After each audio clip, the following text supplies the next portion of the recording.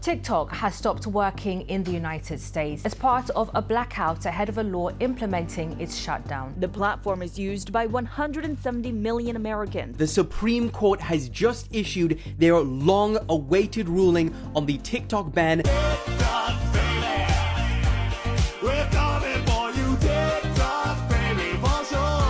So honestly, I don't really know what happens from here. I mean, hopefully we can recreate this somewhere else. American users are flocking to a different Chinese social media platform. They moved on to an app far more Chinese than TikTok. A fellow TikTok refugee here. The one thing that might unite Americans might be our collective desire to troll the government. People are downloading another Chinese app. Americans would literally rather learn Mandarin than use Instagram Reels. It is literally the #1 app in the App Store. This is a short period of time so far. This has happened pretty hot and fast. And so there is the question of, will the interest for the specific app sustain? Rednote is the nicest app I have ever been on. I feel truly connected. TikTok is back online in the US. TikTok is back after being banned in the US for about 15 hours. Tell you that for sure I'm home. I'm not going back.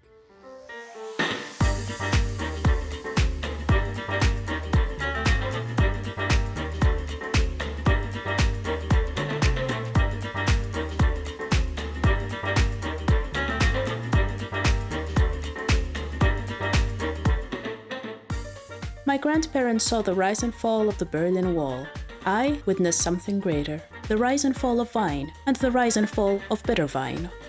None of us are strangers to the acknowledgement of the fast-feed news cycle, much more when each week comes with a new unlocked life achievement under the title of Unprecedented Times. Of course, I do not distinct myself from the rising statistics of internet addiction because, much like limpet clings to rock, my eyes refuse to detach from the RGB glow, unless a friend with no existing online handle forcibly pries me away with a crowbar. Thankfully, TikTok has taken it upon itself to bless me with the latest entertainment news, keeping my deteriorating dopamine receptors fully engaged. In case you missed it, in January 2025, TikTok was temporarily banned in the US. If you don't use TikTok, which honestly might be for the best, it's a social media platform where people can share quick, short-form videos.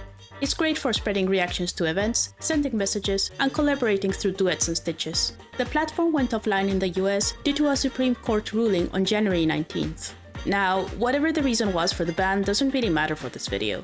The important thing is this: nobody knew it would return, just 12 hours later.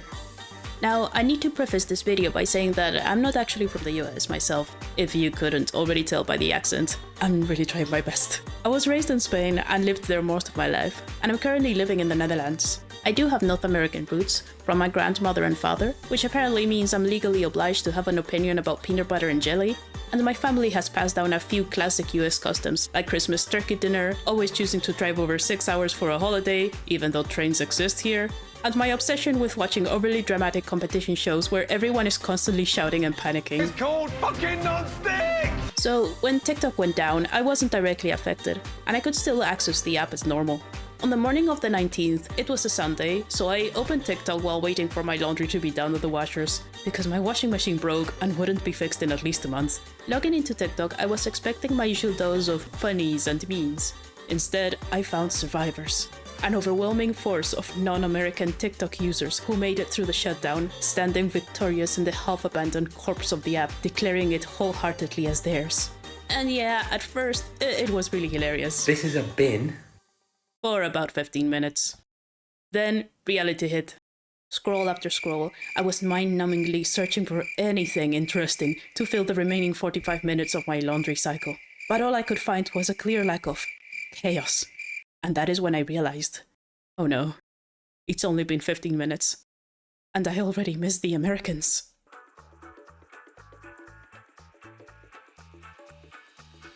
No, don't let other Europeans get to you, my dear US viewers. We might act all entitled and snotty sometimes, but trust me, behind our often lofty facades, there's a speck of crinkled love for your crazy antics. I remember seeing videos about the ban before it happened, where Americans were frantically suggesting which alternate apps to flee to before the 19th. One of these was Rednote, or Xiahongshu, a Chinese app quite similar to TikTok. It being so similar meant that it pretty quickly became the go-to refuge for most people. And so, being the content-starved parasocial panting dog that I am, I downloaded Rednote to track them down. And what I found shocked me. It was all in Chinese. Well, duh, it's a Chinese app. I have no idea what anyone on this app is saying. But then, in the middle of all the unfamiliar characters, there they were, a wild herd of Americans, sputtering funny words in their native tongue, and also in Chinese. So, the moment I logged in, almost every single video by an American had Chinese subtitles, alongside English ones. And if a video didn't have them, someone, 99% of the time another American, would politely remind them in the comments. And it wasn't even easy to add subtitles. It's not like Rednote had any built-in translation feature for comments at the time, much less a way to automatically add subtitles. Rednote was an app made by Chinese for the Chinese. It was never expecting a massive influx of foreigners who would stop at nothing, not even a language barrier, to use their app, pushing their way through the registering and posting process through vibes alone. I was genuinely amazed. And just like that, a massive cultural exchange kicked off. Soon, people from all over the world started joining in, alongside the Americans.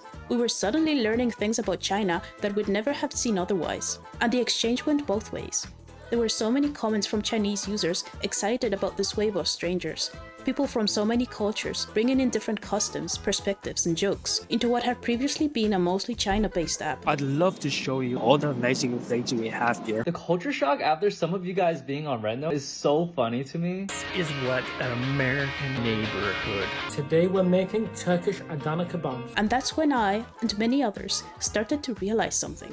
People, mostly Americans, kept saying the same thing. I cannot get over how incredibly nice the comment sections on Xiahongshu are compared to the comment sections on TikTok. Ever since I came to Rednote, everybody been so friendly, helpful. People are truly interested and will comment and engage with you and start building friendships. Even a month after the ban was lifted, many ex-TikTok users never left. Well, people also had other reasons to stick around, but we're not getting into that. I myself now use Xiahongshu way more than TikTok. And so, this entire thing really got me thinking. Why is everyone feeling so different in Rednote?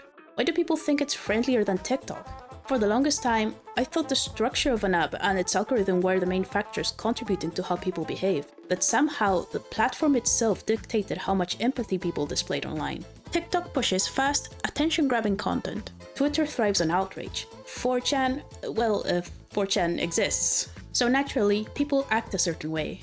But Rednote? It's basically TikTok. Same short-form videos, same infinite scrolling, same comment section just waiting for conflict to happen. So why does it feel so much friendlier? And so, after a month of using Rednote and having learned how to make the perfect Steam Deck, I decided to bring my thoughts to my family. And, of course, my grandma was the first to contribute to the discussion. Social media is evil and should have never been invented. Now, a person with a modicum of serenity would just let that comment slide, nod, smile, let it wash over them like white noise. Unfortunately, no one in my family acquired that gene. I immediately had to take the opposite stance. Not because I fully disagreed, but because whenever I hear an argument like that, I regress into an automaton iPad kid ready to chomp down on anyone who dares disconnect the router. Rednote specificity aside, this is what a lot of people say, that social media makes us worse, that it's turning people more negative, more selfish, less empathetic. And to be fair, there are plenty of reasons to think that way. It's not that hard to look into a place like Twitter and immediately find discussions imploding into drama, hateful comments and viral outrage, and people absolutely losing their minds over the most minor of inconveniences, and when news headlines constantly scream about phone addiction, kids with their eyes glued to their screens, and an entire generation supposedly forgetting how to touch grass. It's not hard to imagine social media as the literal spawn of darkness. Headlines also say that our generation apparently also refuses to go to pubs. We've swapped pints for matcha lattes and drunken nights in the boozer for early morning runs. What has happened to Gen Z? Oh no. Anyway, from the aforementioned TikTok ban in the US to news media being devoured by the same company that sells whatever the hell this is. It's getting harder and harder to tell whether we're building bridges or just locking ourselves inside increasingly weirder echo chambers. And yet, even with all of this in mind, I actually have a general positive view of social media, even before all the Rednote thing. To explain this, I need to say that I was a very weird kid. Trust me, this is going somewhere. And, as a neurodivergent little gremlin with American heritage, I became absolutely obsessed with any and all US trends and media. And in a country that was very much not into any of that, I always felt pretty othered. For me, social media was my comfort place. It was the one space where I could make friends easily, without stuttering over my words or struggling to properly express myself. The place where I could post a million digital drawings of neon, edgy rainbow cats, and fit right in with the animal drama community. So, I've always been pretty conflicted on this whole social media makes people worse argument. But after everything that happened with Rednote, I finally decided, you know what? Time for some actual research. And the first and simplest theory that came to mind, the social anonymity theory, or the individualization theory. This is defined as a phenomenon in which people engage in seemingly impulsive, deviant, and sometimes violent acts in situations in which they believe they cannot be personally identified. Or, in simpler terms, anonymity equals more negative behavior. Many argue that, because people don't have their real identities attached online, they feel freer to be cruel. To test this theory, I looked into actual studies on anonymity and behavior. This article, for example, talks about a 1969 study conducted at Stanford University, where a researcher decided to test how anonymity affects behavior. He dressed female students in lab coats and split them into two groups. Group 1 wore plain lab coats with identity-concealing hoods. Group 2 wore lab coats with name tags and no hoods. Then, he told them to give electric shocks to a confederate, a person in on the experiment. The result? The hooded participants were twice as likely to comply. So basically, Stanford just casually ran a mini evil villain internship plan and called it a psychology experiment. Cool, not quite at the same level of other Stanford experiments of the time, but we'll give it a thumbs up. And after this study, of course, the article brings up 4chan. Because if you're talking about anonymous behavior online, you have to talk about 4chan, the platform where people can post literally anything without any identity attached. And, shockingly, has not become a beacon of empathy and love. Well, except that one time they created bronies. Actually, never mind, that one's debatable. On the other extreme, we have platforms like LinkedIn, where your entire personal identity and professional career are fully on display. So obviously it's going to feel a lot less negative, because no one wants to call someone a slur when their boss can see it, unless your boss is this guy. But what about Rednote and TikTok? If anonymity is the main factor, and TikTok and Rednote are basically the same app, then why do people behave so differently on them? Well, while talking about this with a friend, he suggested this. People in China may have less online anonymity in general because their digital identity is much more tied to their real-world identity. And since they were the majority on Rednote to begin with, they naturally set the tone for discussions. Let's assume first that indeed this anonymity theory is true. I first wanted to get the view of Chinese people on social media. Su Yian was the first person I reached out to after seeing a video of his on Rednote. In his video, he downloaded TikTok to experience the app, explaining how he was shocked to find such negativity in the comments section. If you are on the street and somebody you don't know came to you and said, "Hey, your shoes don't match, you don't look good," what would you feel? Wouldn't that be a little bit offensive? If a girl encountered this on the streets of Shanghai, posted on Rednote, I think at least 30% of the comments will show some support or kindness to the girl. Most of the comments are mocking at her, and the rest are just scolding. 发现一个人在回复另外一个人连续2条或者3条以上吧，基本上就是开撕了。So funny and so sad. You people agree on nothing. I reached out to him to ask a few questions on his view of social media and what, in general, seems to be the opinion of Chinese about social media. By the way, thank you very much. This is what he replied. Social media is of course a positive thing in Chinese eyes. I think the comment section under my video can prove that. It's a platform where people show themselves, get information, and a way of connecting to a community. People share feelings and thoughts and generate new ideas by it. I think Rednote has definitely more empathy than TikTok, and so do other social medias in China too. Of course, a single person is not a monolith of opinion for a culture. Hence, we're going to have to look at actual research papers. This article from 2021 by the Kantar China Social Media Impact Report that polled 74,000 Chinese adults states that users rated social media's impact on their lives at an average of 73.4 out of 100, indicating a strong positive view. Then, I found another study that challenged my friend's theory about anonymity. This experiment studied how people behaved in anonymity compared to when their identity was visible. And just like in the 1960s Stanford study, it confirmed that people were more likely to express negativity when anonymous. However, the findings actually suggested that negativity wasn't caused by anonymity alone. It depended on the person. The people most likely to engage in negativity online had high self-esteem, low social anxiety, and a strong sense of autonomy.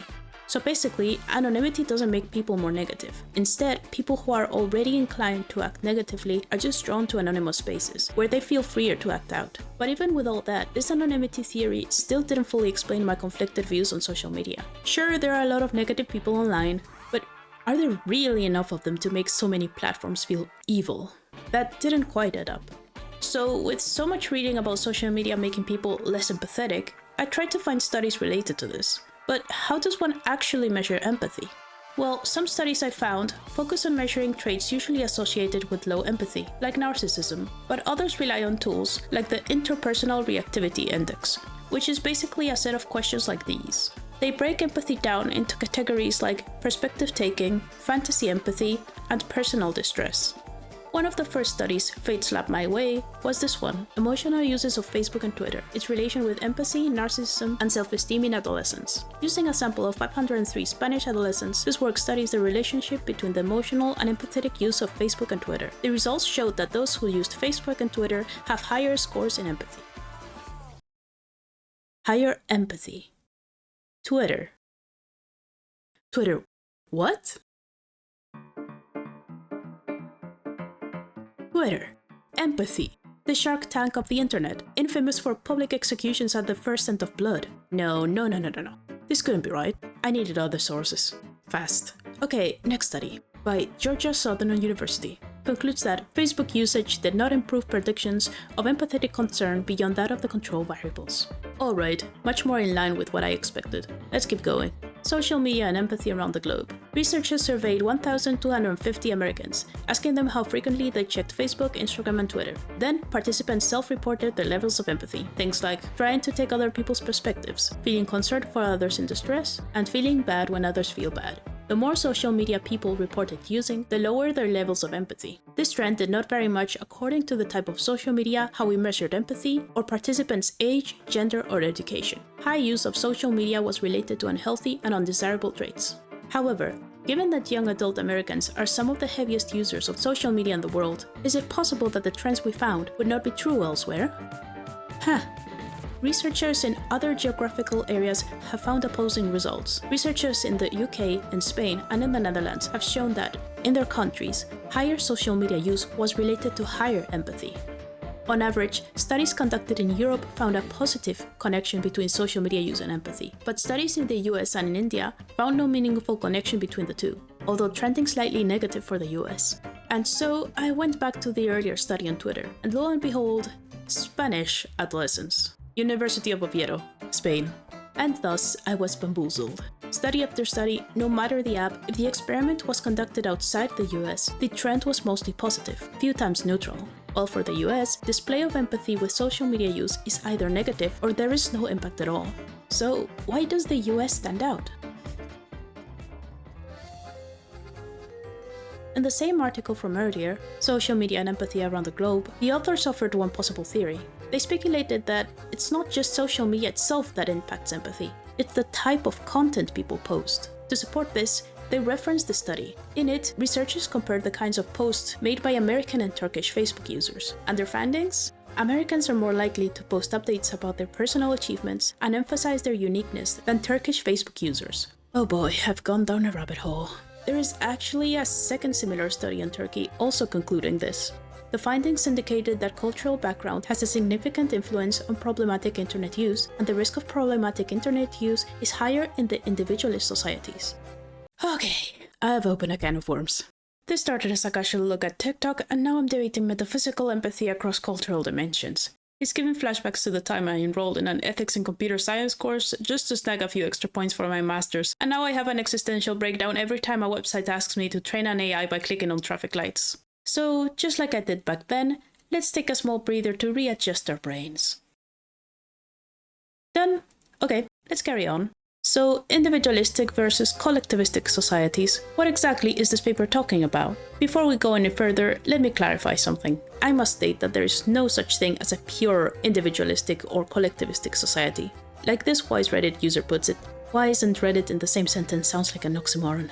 Every society has both elements. It's not a black and white divide, and both approaches come with their own pros and cons. That said, in broad terms, collectivism focuses on the group. The well-being of the community takes priority over the individual desires. There is less competition, family and tradition play a central role, and generational ties hold a strong influence. In individualism, the focus is on the individual. Personal goals, self-expression, and autonomy are central. Self-reliance and personal achievements are highly valued. Individualism is more competitive. Ambition, innovation, and personal drive are encouraged. Neither one is inherently better than the other, but they do shape how people interact, both online and offline. This article by American intern Rachel Wong states that in Europe, social media is used more for fostering existing relationships. Europeans tend to prioritize using social media as a way to stay connected with people they know in real life. Culturally, in the United States, social media is used as a vessel for self-expression and promotion. People strive to connect with new individuals in a more social manner compared to Europe.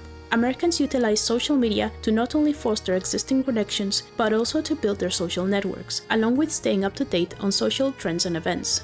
The way in which some Americans view social media is deeply rooted in their cultural values of individualism, freedom of speech, and self-expression. They view their social media profiles as a reflection of their interests, achievements, and personal identity. And suddenly, things started making sense. If the primary use of social media differs by culture, then it's not just about anonymity. It's about how people fundamentally interact with these platforms. And honestly, that hit home. Literally. As I said earlier, growing up in Spain, I always felt a little othered because I used the internet differently from my peers. I wanted to post, express myself, and make friends from anywhere. My classmates, they focused on staying in touch with their existing friends. Social media was something you used only if everyone else around you was using it. I never had MySpace, Messenger, Facebook, or Twenty, which was what Spanish kids used instead of Twitter back in my day. Instead, I was on YouTube and big community forums, talking to any and all complete strangers who'd have an edgy long French wolf in their profile picture. Honestly, there aren't a ton of studies specifically focused on the social media empathy aspect on this yet, but it makes sense to me personally. Both collectivistic and individualistic approaches to social media seem to have pros and cons. Collectivistic social media use strengthens community and real-world friendships, but it can also limit your worldview or stop you from forming strong connections with people outside your bubble. Individualistic social media use fosters creativity, expression, and global friendships, but at the same time, it might also make it easier to be negative towards strangers across the country. This would be especially true if users are accustomed to mostly interacting with people that they never see face to face. And that brings us back to the big question. At the end of the day, what does all of this mean? If it's true that our culture may shape how we view and use social media, whether we're in a more individualistic or collectivistic society, how do we deal with the negative aspects of each? Well, we already are. And this brings us back to where we started. The TikTok ban, the migration to Rednote. The West-East divide in social media was shattered overnight, and suddenly millions of people were exchanging recipes, languages, ideas, and perspective in what was a relatively equal playing field. Of course, no app is truly neutral. Algorithms are built within specific countries and political systems, so naturally, no social media platform is completely free of censorship, propaganda, or misinformation. And so, you've got to be a responsible user, aware of each app's origins and possible limitations of expression. But as I said earlier, I have a positive view of social media, and overall, I think the shift is a good thing. As long as you research on your own, and probably don't trust everything people tell you online, please, I beg you, and read your terms and conditions before signing up for anything, it can be a fun way to broaden your horizons, play around with apps from different countries. Wait, 20 is still alive? I, for one, hope Rednote stays international, and if not, well, it was fun while it lasted, and there are always new places to explore. Oh, what's this? To further complicate matters, much of the European research has also been conducted with children, so it is possible that age, rather than location, moderates the relationship between social media use and empathy. Spanish adolescents. Wait, so this study is comparing teenagers outside the US to US adults. Well, at least the UK study seems comparable, with an average age of 22. This US study had an average age of 23, and showed opposing results. Surely then, the conclusion still seems fine, right? Wait, no, hold on just a minute. Alright, let's not panic. The UK is classified as individualistic, sure, no biggie. Let's do some more research, yes, more papers. The global study says that social media use being related to lower empathy is limited to the adult American population. I'm sure we'll find some studies with adults in collectivistic countries. We've just gotta be a bit more thorough. Alright, let's see. 3 hours later.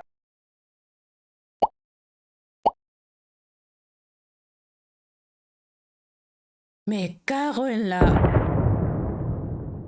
This video could not just tie itself into a neat little bow, no. I couldn't just have a perfect, clean conclusion for my first ever YouTube video. Of course not. While we're here misinterpreting articles, let's also make fun of media literacy. Maybe those pop guys were right after all. How does one even formulate a conclusion with these scraps of data? Oh, and don't even get me started on the sheer variety of methods used for each study. So few studies already, and each one uses different apps, different features, different measures, and of course, from the two non-US studies on adults I actually found, one, the Chinese one, when you actually look at the survey they used, in this question, how much do you use social software? What does general frequency of use even mean? Oh yes, sir researcher, I use the internet very generally. My retinas are only half cremated, unlike that poor guy's whose eyeballs flash fried during the great stay indoors forever event of 2020. And this one, how much of this is for entertainment? What is entertainment? By God, this feels like the autism test. What if these participants thought a site like YouTube counted as social media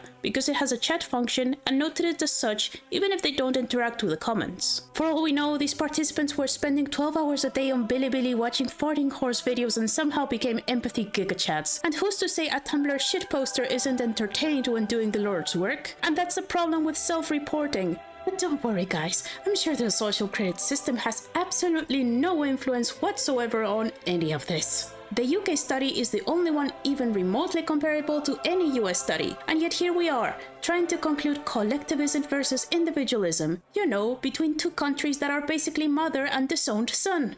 Actually no, I lied. The Indian study is comparable too. And you know what? That's the one that found no correlation at all. And it's supposed to be a collectivistic country. And of course, the biggest problem of them all, who the even defines what empathy is? We are dealing with worldwide cultures here. Maybe a guy from rural China has a completely different idea on what empathy is than a suburban kid from Connecticut. Why did I choose that city? It's so hard to say. Heck, that difference became super obvious when I asked a Chinese friend if she thought Chinese social media was empathetic, and she said no, because people online are only trying to sell you stuff. To her, that's the definition of low empathy. So yes, great work, science guys. I'm sure this is totally conclusive evidence that something is happening, somewhere. How is it that Twitter, Meta, and whatever chat apps basically run an entire global society, and we still can't properly study this basic aspect of online human interaction?